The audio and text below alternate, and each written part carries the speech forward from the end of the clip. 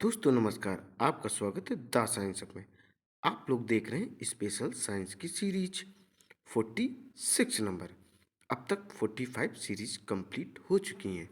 ये इम्पॉर्टेंट है, super TET या टेट किसी भी स्टेट का हो, पीएचडी, टीएचडी और railway group D, NTPC mains या सीबीटी टू मेंस के लिए। इवन जितने भी एग्जाम्स होते हैं जिसमें साइंस आती हैं, ये सीरीज सभी के लिए इम्पॉर्टेंट है। आइए दोस्तों, स्टार्ट करते हैं क्वेश्चन नंबर 1176 से। देखिए क्या है क्वेश्चन। छाल वल्क पर उगने वाली कवकों को किस प्रकार का कहा जाता है? तो इसका करेक्ट आंसर हो जाएगा वल्कवासी। छाल वल्क पर जो कवक उगते हैं, फर्स्ट ऑफ ऑल आप समझे कवक कवक क्या होता है। कवक को हम लोग इंग्लिश में फंजाई कहते हैं और ये किस पर उगते हैं? छाल पे या सड़ी गली वस्तुओं पर ही ये उगते हैं और उन्हीं के माध्यम से अपना पालन पोषण करते हैं। कौन? कवक। जो शैवाल होते हैं उनमें प्रकाश संश्लेषण की क्रिया होती है। शैवाल को इंग्लिश में एल्गी कहा जाता है। तो छाल वल्क पर जो शैवाल उगते, वो कवक उगते हैं, उनको वल्कवासी कहा जाता है। इस क्वेश्चन का करेक्ट आंसर है ए नंबर, वल्कवासी। नेक्स्ट क्वेश्चन देखिए 1177। अतिवर्धन का अर्थ क्या है? अतिवर्धन का अर्थ जो होता है उसका इसका अर्थ होता है दोस्तों कोशिकाओं की संख्या में असमान वृद्धि। अर्थात क्या है? कोई एक रेगुलेट या सिस्टम से, कोई निश्चित सिस्टम से वृद्धि नहीं होती है, असमान संख्या में कोशिकाओं में वृद्धि होती चली जाती है। बात करें कोशिका की, कोशिका एक सबसे छोटी इकाई होती है। कोशिका की खोज 1665 में रॉबर्ट हुक ने की थी। अब देखेंगे इस क्वेश्चन के आंसर का डिस्क्रिप्शन। कोशिकाओं की संख्या में असमान वृद्धि से कैंसर नामक बीमारी होती है। पहले मैंने दोस्तों आपको बताया था, जब कोशिकाएं अनियंत्रित बिना रुके लगातार लगातार वृद्धि करती रहती हैं तो वह कैंसर का रूप धारण कर लेती हैं। कैंसर को हिंदी में कर्क रोग भी कहते हैं। अब देखें क्वेश्चन नंबर 1178। मूल या जड़ का अवशोषण में संबद्ध भाग है। कौन सा भाग है? तो इसका करेक्ट आंसर हो जाएगा मूल रोमों का जोन या क्षेत्र। इसका करेक्ट आंसर हो जाएगा ए नंबर। इसका है मूल रोमों का जोन या क्षेत्र। अब हम आपको बता दें जल जो अवशोषण का कार्य करती हैं, जड़ स्पेशली जल का अवशोषण का जो कार्य करती किसके माध्यम से करती हैं? तो यह करती हैं जाइलम के माध्यम से। जाइलम के माध्यम से ही पेड़ पौधे जड़ों के माध्यम से जल और खनिज लवणों का अवशोषण करते हैं। फ्लोएम का कार्य क्या होता है? जब पेड़ पौधे अपना भोजन बना लेते हैं प्रकाश संश्लेषण क्रिया के माध्यम से, तो वह बने हुए भोजन को पेड़ की विभिन्न शाखाओं तक पहुंचाने का कार्य कौन करता है? वह फ्लोएम करता है। अब देखेंगे नेक्स्ट क्वेश्चन 1179। देखिए 1179 क्या है क्वेश्चन। निम्नलिखित में से कौन पोलियो का कारण है? अर्थात जो पोलियो है वह रोग कैसे फैलता है? तो ये एक वायरस जनित है, अर्थात विषाणु जनित रोग होता है पोलियो। इसका करेक्ट आंसर बी हो जाएगा, एक वायरस। पोलियो की आपको हम लक्षण बता दें। पोलियो में क्या होता है? जो हाथ पैर हैं वह मुड़ जाते हैं, अर्थात उनमें किसी भी तरह का स्ट्रेट नहीं बचता है। अर्थात क्या हो जाता है, उसमें हाथ पैर मुड़ जाते हैं और चलने में प्रॉब्लम भी होने लगती है। या यूं कहें कि पोलियो जब होता है तो शरीर के कुछ हिस्से कार्य करना ही बंद कर देते हैं। तो पोलियो जो फैलता है वह एक वायरस के माध्यम से ही होता है, अर्थात वायरस जनित रोग होता है। अब देखें क्वेश्चन नंबर 1180, बहुत इंपॉर्टेंट है। एलिसा जांच किस रोग की पहचान है? जो एलिसा जांच है वो किस रोग की पहचान? वह है एड्स की। किसकी? एड्स की। आप फर्स्ट ऑफ ऑल समझे एड्स का full form. Acquired immuno deficiency syndrome AIDS का फुल फॉर्म होता है। ये HIV के माध्यम से फैलता है और HIV वायरस के माध्यम से फैलता है। और कुछ इसके कारण है, जैसे बिना धुली हुई सिरिंज का उपयोग करना, असुरक्षित यौन संबंध स्थापित करना, इन सब माध्यम से एड्स फैलता है और इसकी जांच के लिए एलिसा टेस्ट होता है। 1 दिसंबर को एड्स डे भी मनाया जाता है दोस्तों। आइए इस क्वेश्चन के आंसर का डिस्क्रिप्शन भी हम लोग देखते हैं। एलिसा ये HIV वायरस की जांच करने की एक प्रणाली है। इससे पता चलता है कि व्यक्ति एड्स पीड़ित है या नहीं। इसे एलिसा टेस्ट कहते हैं। वेस्टर्न ब्लॉट टेस्ट, ये HIV, फिर से देखिए दोस्तों, वेस्टर्न ब्लॉट टेस्ट ये HIV संक्रमण की खास जांच है जो पॉजिटिव होने पर बताता है कि व्यक्ति HIV से ग्रसित है। कैंसर मनुष्य के शरीर के किसी भी अंग में त्वचा से लेकर अस्थि तक हो सकता है। यदि कोशिका वृद्धि अनियंत्रित हो, दोस्तों यहाँ पर कोशिका वृद्धि अनियंत्रित से मतलब है कोशिकाओं का बिना रुके लगातार बढ़ते रहना। तो इसके परिणाम स्वरूप कोशिकाओं में अनियंत्रित या अनियमित गुच्छा बन जाता है। इन अनियमित कोशिकाओं के गुच्छे को कैंसर कहते हैं। कैंसर को स्थापित होने में जो समय लगता है उसे लेटेंट पीरियड कहा जाता है। क्या कहा जाता है? उसको लेटेंट पीरियड कहा जाता है। अब देखेंगे नेक्स्ट नंबर क्वेश्चन 1181, निम्नलिखित में से कौन सा ब्लड ग्रुप सर्वव्यापक ग्राह्यता रखता है? अर्थात दोस्तों ऐसा कौन सा ब्लड ग्रुप है जिसको सर्वदाताग्राही या सर्वव्यापकग्राही कहा जाता है, या जिसे सर्वाग्राही कहा जाता है, यूनिवर्सल रिसेप्टर कहा जाता है? तो इसका करेक्ट आंसर हो जाएगा, आप लोग बताएंगे भी खुद, तो ये है AB। AB एक ऐसा ब्लड ग्रुप है जो सभी ब्लड ग्रुपों से रक्त ले सकता है और यूनिवर्सल डोनर कौन है? वह वो है जो सभी को ब्लड दे सकता है। बात हो रही दोस्तों ब्लड ग्रुप की, तो आप सोचिए कि मैंने आपको बताया था जो ब्लड ग्रुप है इसकी खोज लैंड स्टीनर ने की थी। आइए दोस्तों इस क्वेश्चन को फिर से समझते हैं। क्वेश्चन है कि कौन सा ब्लड ग्रुप है जो सर्वग्राही है, तो वह है AB है। और सर्वदाता कौन? O। ब्लड ग्रुप की खोज किसने की? लैंड स्टीनर ने। और ब्लड सर्कुलेशन की खोज विलियम हार्वे ने। देखिए इसका जो करेक्ट आंसर है वह C नंबर है। अब इस क्वेश्चन के आंसर का डिस्क्रिप्शन फिर से देखिए। ब्लड ग्रुप AB को सर्वव्यापक दाता कहा जाता है। ब्लड ग्रुप O को सर्वव्यापक दाता कहा जाता है। ब्लड ग्रुप की खोज लैंड स्टीनर ने की थी 1900 में। रक्त समूह AB में एंटीजन पाया जाता है लेकिन एंटीबॉडी नहीं पाया जाता है। रक्त समूह O में एंटीबॉडी पाया जाता है लेकिन एंटीजन नहीं पाया जाता है। अब हम लोग क्वेश्चन देखेंगे 1182। देखिए क्या है, 3 तत्व जिनका उपयोग रासायनिक उर्वरकों में सर्वाधिक होता है, वे कौन से 3 तत्व हैं? इसका करेक्ट आंसर हो जाएगा B number, nitrogen, potassium, phosphorus. NPK, इनको क्या बोलते हैं? NPK भी बोलते हैं, नाइट्रोजन, पोटेशियम, फास्फोरस इसको कहा जाता है। आइए देखते हैं, नाइट्रोजन, पोटेशियम, फास्फोरस का सर्वाधिक उपयोग उर्वरक के रूप में किया जाता है।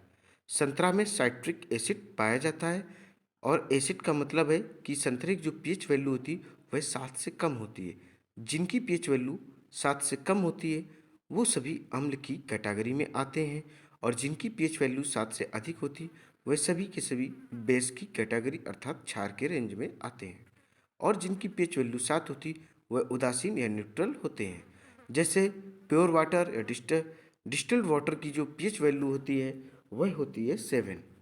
एकदम शुद्ध पानी की जो pH वैल्यू होती है वह 7 होती है। बट अगर नहर, नदी या तालाब के पानी पूछी जाए तो इनकी pH वैल्यू अलग होगी। दही में लैक्टिक एसिड पाया जाता है और दही स्वास्थ्य के लिए अच्छा होता है। दूध से दही में परिवर्तित होने के लिए कौन सा बैक्टीरिया जिम्मेदार होता है? लैक्टोबैसिलस जिम्मेदार होता है। सिरका में एस्टिक एसिड पाया जाता है। अब देखेंगे क्वेश्चन नंबर हम लोग 1183, कैल्शियम की आवश्यकता निम्नलिखित में से किस निमित्त है? अर्थात कैल्शियम किसके लिए इम्पोर्टेंट होती है?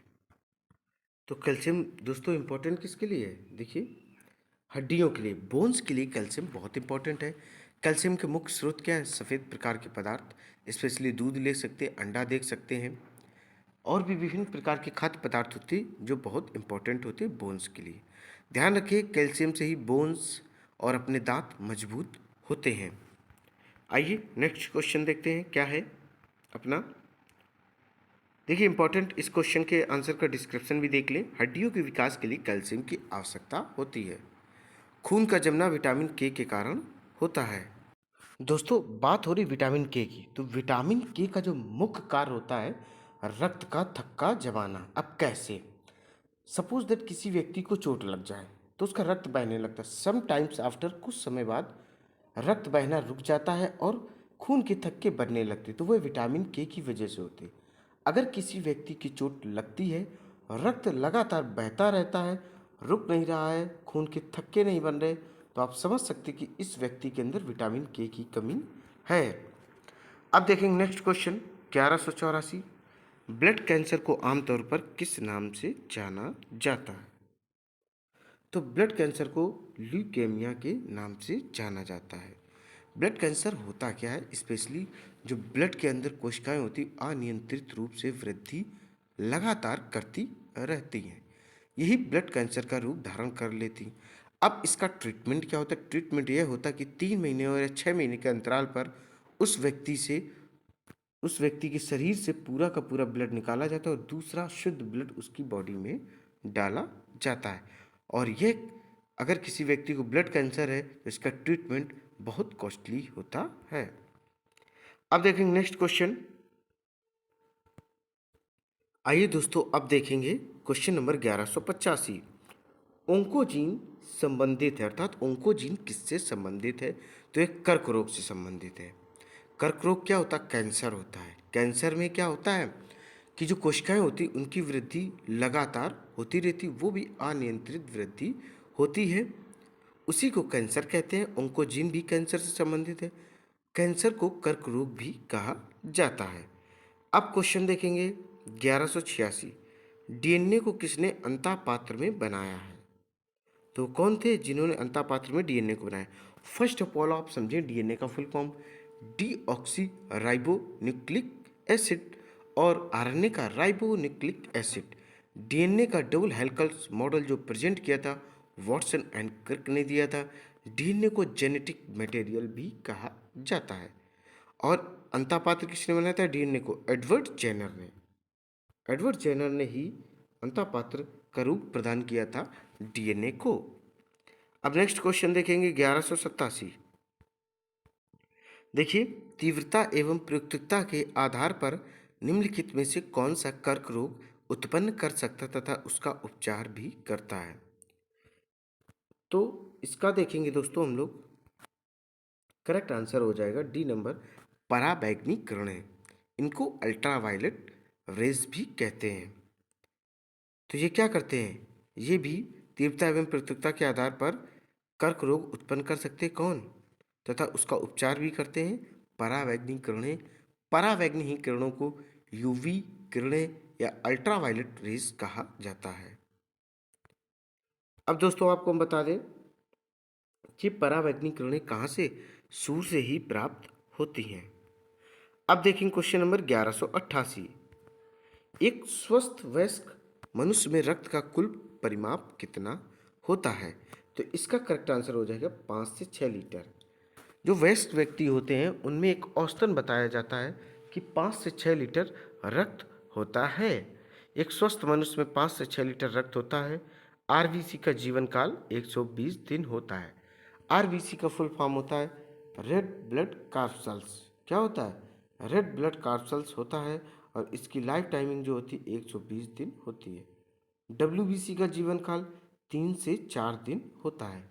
और डब्ल्यूबीसी का फुल फॉर्म क्या होता है? वाइट ब्लड सेल्स या श्वेत रुधिर कणिकाएं भी कहते हैं। ये किसका कार्य करती हैं? ये अपने अंदर किसी भी प्रकार की बीमारी से लड़ने के लिए क्षमता प्रदान करती। कौन? डब्ल्यूबीसी। अब देखेंगे क्वेश्चन नंबर 1189। देखिए दोस्तों, टाइफाइड तथा कॉलरा विशिष्ट उदाहरण हैं, अर्थात ये किसके उदाहरण हैं? तो ये जल जन रोगों के हैं। अब आप टाइफाइड और कॉलरा के बारे में समझ लें। ये जो रोग हैं ये कैसे होते हैं। ये जो दोनों बीमारियां दी गई ऊपर, टाइफाइड तथा कॉलरा, ये दूषित जल से ही होती हैं। इसीलिए जो भी आप पानी पिए ध्यान रखें वह शुद्ध होना चाहिए। दूषित जल का संबंध क्या है? जो आप पानी ग्रहण करते हैं वो किसी भी तरीके से अशुद्ध नहीं होना चाहिए। तालाब, पोखर, नहर, नदी या सीवेज का पानी, सबसे ज़्यादा जो दूषित जल माना जाता है वह सीवेज का पानी ही माना जाता है।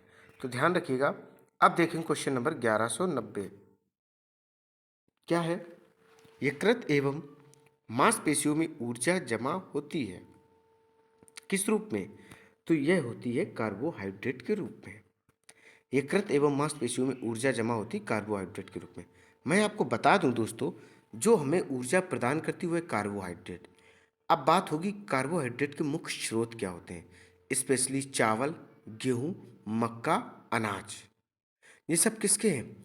ये सारे के सारे कार्बोहाइड्रेट के ही मुख्य स्रोत हैं। वसा के जितने तेली पदार्थ हैं वे सारे के सारे वसा के ही स्रोत होते हैं। स्पेशली बादाम, आप देख सकते हैं बादाम एक गुड फैट के रूप में जाना जाता। प्रोटीन, और इसकी बात करें तो वसा की, फैट्स की, तो ये संचित ऊर्जा के रूप में कार्य करता है। अब बात करते प्रोटीन। प्रोटीन का कार्य होता है शरीर की मरम्मत करना, और प्रोटीन के मुख्य स्रोत होते अंडे, दूध, फिश, चिकन, या आप ग्रीन वेजिटेबल्स भी गिन सकते हैं। सभी प्रकार की दालें, सोयाबीन, ये प्रोटीन के मुख्य स्रोत होते हैं। तो अपना जो 1190 का आंसर था वह था ए नंबर, कार्बोहाइड्रेट के रूप में। अब नेक्स्ट क्वेश्चन देखेंगे, जीवाणु की खोज किसने की है? जीवाणु जो है इसकी खोज किसने की है? इसका करेक्ट आंसर हो जाएगा एंटोन भान लीवेनहॉक। एंटोन वॉन लीवेनहॉक इसको कहते हैं। इन्होंने जीवाणु की खोज की थी। जीवाणु को इंग्लिश में बैक्टीरिया कहते हैं। अब क्वेश्चन नंबर देखेंगे 1192। देखिए क्या है, जीवों में अत्यधिक विविधता का क्या कारण है? तो इसका करेक्ट आंसर हो जाएगा अनुकूलन। क्या है? अनुकूलन। अत्यधिक विविधता, अविविधता समझो, जीव समझो, जीव के अंतर्गत पेड़ पौधे और जानवर सभी आते। विविधता की बात हो कि पेड़ पौधे और जानवरों की जहाँ पर बहुत सारी प्रजातियाँ पाई जाती उसको जैव विविधता और इंग्लिश में इसको बायोडाइवर्सिटी कहा जाता है। ये किसके कारण होता? अनुकूलन के कारण होता। अनुकूलन होता उस स्थिति, उस सिचुएशन, उस मौसम के अनुसार अपने आप को ढालना ही अनुकूलन कहलाता है। अब देखेंगे नेक्स्ट क्वेश्चन क्या है। देखिए, कीट संवर्धन क्या है? कीट संवर्धन क्या है? इसका करेक्ट आंसर हो जाएगा ए नंबर, कीटों की वृद्धि करने का विज्ञान। कीट संवर्धन अर्थात कीटों की वृद्धि करने के विज्ञान को ही कीट संवर्धन कहते हैं। अब देखेंगे क्वेश्चन नंबर 1194। सबसे छोटा जीव जो स्वयं विकास एवं प्रजनन करने में समर्थ है वह कौन सा है? इसका करेक्ट आंसर है माइकोप्लाज्मा। ऐसा कौन सा जीव है जो सबसे छोटा भी है और रिप्रोडक्शन भी करता है और सेल्फ का डेवलपमेंट भी करता है? वह होता माइकोप्लाज्मा, अर्थात सी नंबर इसका करेक्ट आंसर है। आ जाइए 1195। हरे रंग का पदार्थ जो पौधों में प्रकाश संश्लेषण करता वह कौन सा है? तो वह हो जाएगा क्लोरोफिल। जितने पेड़ पौधे हरे दिखाई पड़ते हैं उनमें क्लोरोफिल उपस्थित होता है। क्लोरोफिल की वजह से ही प्रकाश संश्लेषण की क्रिया संपन्न होती है। अब बात आती है कि प्रकाश संश्लेषण को इंग्लिश में क्या कहते हैं? फोटोसिंथेसिस। और ये क्रिया होती क्या है? सुनिए दोस्तों, जब सूर्य प्रकाश की उपस्थिति में हरे पौधे क्लोरोफिल की सहायता से और वातावरण से कार्बन डाइऑक्साइड का अवशोषण करके अपना भोजन बनाते हैं, इस क्रिया को फोटोसिंथेसिस या प्रकाश संश्लेषण कहते हैं। और इस क्रिया के दौरान हरे पेड़ पौधे ऑक्सीजन उत्पन्न करते हैं जो जंतु ब्रीथिंग या श्वसन के रूप में प्रयोग करते हैं। ऑक्सीजन को क्या कहते हैं? जीवनदायिनी गैस भी कहा जाता है। अब देखेंगे इस क्वेश्चन के आंसर का डिस्क्रिप्शन। पत्ते का हरा रंग क्लोरोफिल के कारण होता। हरे पत्ते में प्रकाश का संश्लेषण होता है। अब देखेंगे क्वेश्चन नंबर 1196। देखिए, शुष्क अक्षिकोप का मनुष्यों में प्रकोप किस विटामिन की कमी से होता है? तो वह हो जाएगा डी नंबर। क्या हो जाएगा, डी नंबर हो जाएगा। इसी को देखिए क्या कहते हैं, रिकेट्स भी बोल सकते हैं, ऑस्टियोमोलोसिस भी बोल सकते हैं। विटामिन डी की कमी से क्या होता है कि बच्चों में सूखा रोग भी हो जाता है जिसको रिकेट्स कहते हैं, और बड़ों में जो हड्डियां होती पैरों की हाथों की मुड़ जाती हैं उसको ऑस्टियोमोलोसिस कहते हैं, विटामिन डी की कमी से होते हैं। विटामिन डी का मुख्य स्रोत क्या होता है, सूर्य प्रकाश होता है या अन्य खाद्य पदार्थ भी होते हैं। अब नेक्स्ट क्वेश्चन देखें 1197। क्वेश्चन देखिए क्या है, 1197 प्रोटीन ऊर्जा कुपोषण का परिणाम है। इसका करेक्ट आंसर हो जाएगा बाल क्षय, जिसको मरस्मस कहते हैं। जब किसी बच्चे को प्रोटीन नहीं मिलती उसका शरीर काफ़ी दुबला पतला हो जाता है, क्योंकि जो प्रोटीन है वह कोशिकाओं की वृद्धि के लिए, शरीर की मरम्मत के लिए, बॉडी बिल्डिंग के लिए, मसल्स गेन के लिए बहुत इम्पॉर्टेंट होती है। प्रोटीन का मुख्य स्रोत क्या होता है, सभी प्रकार की दालें प्रोटीन का मुख्य स्रोत होती हैं। अब देखें क्वेश्चन नंबर 1198। शरीर के किस अंग की खराबी से मधुमेह रोग का प्रकोप होता है? तो इसका करेक्ट आंसर हो जाएगा पैनक्रियास या अग्नाशय के कारण ही कौन सा रोग हो जाता है, मधुमेह या डायबिटीज रोग हो जाता है। अब देखें क्वेश्चन नंबर 1199। इबोला क्या है? इबोला जो है वह क्या है, ये एक प्रकार का वायरस होता है। इबोला चमगादड़ से फैलता है, जो आपने अभी सुना होगा कि चमगादड़ से कौन सा वायरस फैलता है, इबोला वायरस फैलता है। ये सबसे पहले अफ्रीका महादेश में मिला था। अब देखें क्वेश्चन नंबर 1200। घेंगा रोग आयोडीन की कमी से होता है, ये निम्न में से किस क्षेत्र में व्याप्त हो सकता है? तो यह होगा पहाड़ी क्षेत्रों में। देखिए घेंगा रोग आयोडीन की कमी से होता है। घेंगा रोग को ही इंग्लिश में ग्वाइटर रोग कहते हैं। इसमें गर्दन व्यक्ति की फूल जाती है और सांस लेने में प्रॉब्लम होती है, यह आयोडीन की कमी से होती है। और आयोडीन हमें नमक से प्राप्त होता है, नमक का सूत्र NaCl होता है। दोस्तों यह सीरीज यहीं पर कंप्लीट होती। उम्मीद है यह सीरीज आपको पसंद आई होगी। इसी तरीके की सीरीज आपको कंटिन्यू मिलती रहेंगी। आपको करना क्या है, इस सीरीज को अधिक से अधिक लाइक करना, शेयर करना और मेरे चैनल को सब्सक्राइब करना। दोस्तों जय हिंद, जय भारत।